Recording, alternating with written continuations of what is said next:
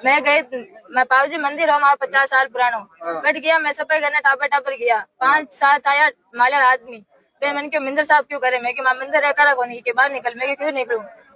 जन मैं बाल पकड़ बाहर निकली, देखो दिए मैंने बाल पकड़, हाँ बाल पकड़ बाहर देखो दिए मैंने। जब मार लगी बस गले में हाथ गालियो, गले में हाथ गाल मैं जोर जोर रोने लगी। जब मैं भाई ने बुला ले माटा पर जा मोला, जब मैं भाई आए, मैं भाई मारी हाथ उठायो, चौकी मार नाक रे खून आयो, माथे माथ लगी।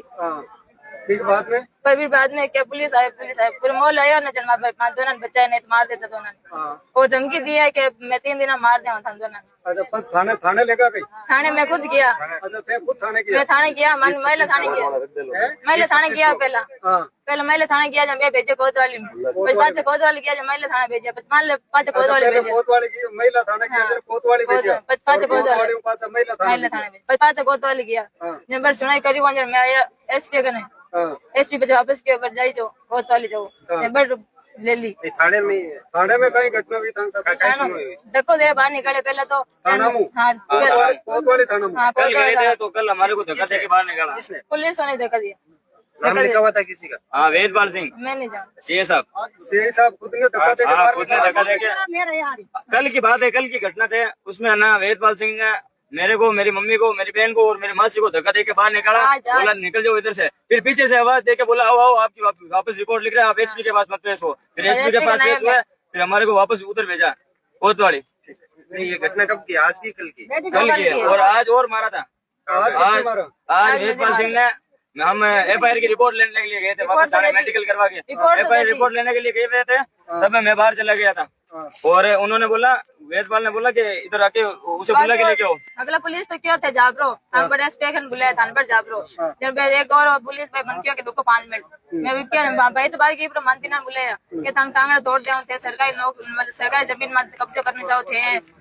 अच्छा, आप बात की वेदपाल जो कोतवाली के अंदर छोड़ो। मनीष जी, ये लोग पशु प्रदर्शनी स्थल पे, धरना स्थल पे आए हैं आपके पास, तो पूरा मामला क्या है? आप ही इनसे बात कर रहे हैं। देखिए, इनका सुबह फोन आया था मेरे पास कि इनके साथ कल कोई घटना हुई थी।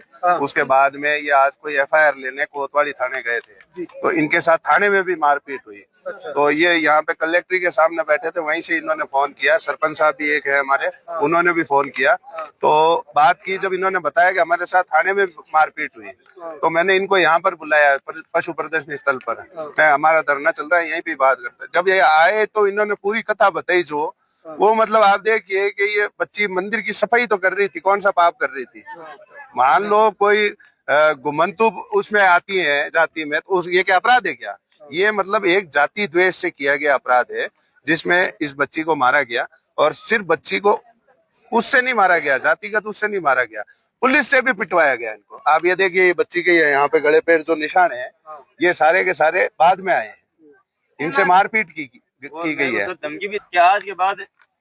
मतलब ये धमकियां देना, ये मारपीट करना, मंदिर की सफाई के लिए, पवित्र काम के लिए बच्ची काम कर रही है, उसके लिए ये मतलब ये जो राज है ना, इसकी मानसिकता यही है। आप थोड़े टाइम पहले जब टीकाराम जूली जी जब मंदिर गए थे, क्योंकि वो दलित समाज से आते हैं, आप देखिए उन्होंने क्या किया था, वहां पे मंदिर धुलवाए थे उन्होंने गंगा जल से। तो वो की वो कहानी ये नागौर में हो रही है। आज दलित समाज से, घुमंतु समाज से बच्ची जाके मंदिर साफ कर रही है, और मंदिर साफ करते हुए उन पे मारपीट की जा रही है, उनको दौड़ाया जा रहा है, उनको मारा जा रहा है, बाल खींचे जा रहे हैं। ये बड़ा ही एक घृणित अपराध है। मैंने एसपी साहब से अभी बात की थी, इन्होंने कहा कि हम कल बुलाएंगे इनको 11 बजे। तो मेरा वापस से निवेदन है कि सर, ये मैटर इतना लाइट नहीं है, क्योंकि मैंने पहले जब बात की थी मुझे पूरी बात पता नहीं थी। मैंने आपसे इतना ही, एसपी साहब से इतना ही कहा था कि मैं आप जहाँ कहेंगे भेज दूंगा इनको। पर अब जब ये मैटर की सीरियसनेस पता चली है कि हुआ क्या है एक्चुअल में, अब इस मामले को मेरे हिसाब से लाइटली नहीं लेना चाहिए। अभी के अभी इनको न्याय मिलना चाहिए, इनकी बात सुनी जानी चाहिए, और जो भी अधिकारी दोषी है उस पर भी कड़ी कार्रवाई होनी चाहिए। और जो लोग हैं जिन्होंने मारपीट की है, शुरुआत नामजद एफआईआर की है, इन्होंने एफआईआर जो की है वो नामजद की है। तो ये जो नामजद लोग हैं इनको, क्योंकि ये बड़ी ये मजाक नहीं है, ये कोई धरने की धाराएं नहीं है, ये बहुत सीरियस धाराएं हैं। SC ST एक्ट में धाराएं डाली गई हैं, तो इस पे तुरंत कार्रवाई होनी चाहिए। और इसकी तो जांच भी वैसे भी सीआई के पास नहीं होती है। जब SC ST एक्ट आ गया है तो इसकी जांच तो डीएसपी करेंगे वैसे भी।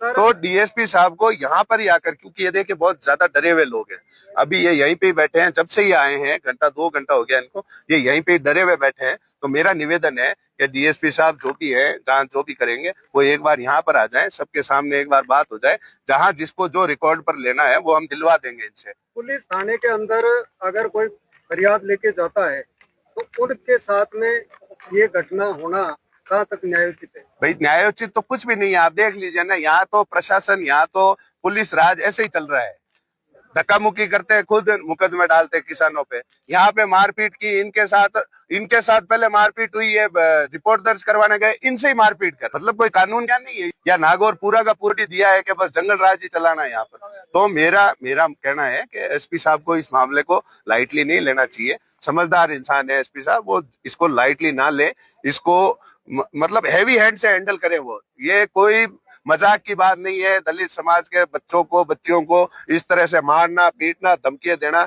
ये बिल्कुल भी हंसी मजाक नहीं है। इस पे कड़ी से कड़ी कार्रवाई करनी चाहिए और तुरंत करनी चाहिए। डीएसपी साहब को यहाँ पर आना चाहिए, जो भी जांच करेंगे, क्योंकि ये सीआई लेवल के जांच है भी नहीं, ये जो धाराएं है वो उसमें सीआई जांच नहीं करता है।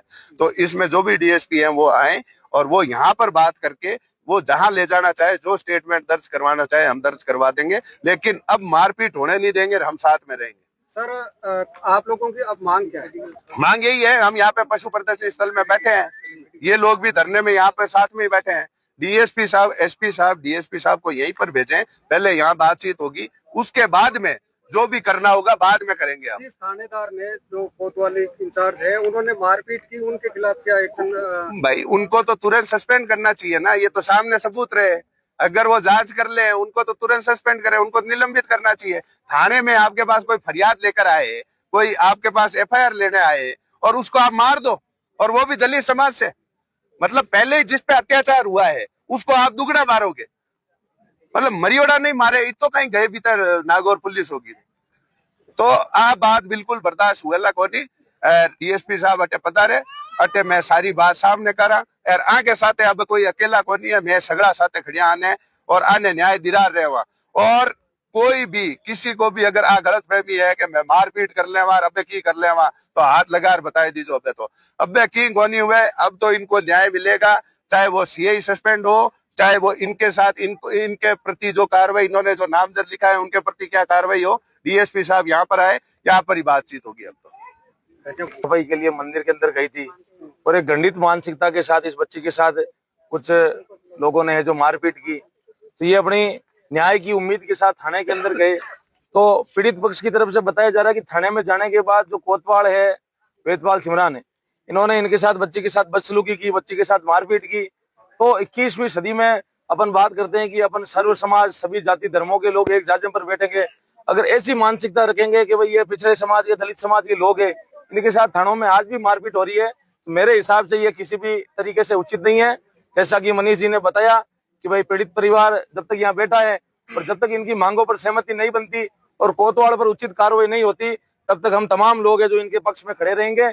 और डिप साहब है जो खुद मौके पर आए और पीड़ित परिवार की जो भी इनके साथ जो भी घटनाक्रम हुआ आज के दिन, उसके ऊपर त्वरित कार्रवाई करे, यही हमारी मुख्य मांग है। धन्यवाद।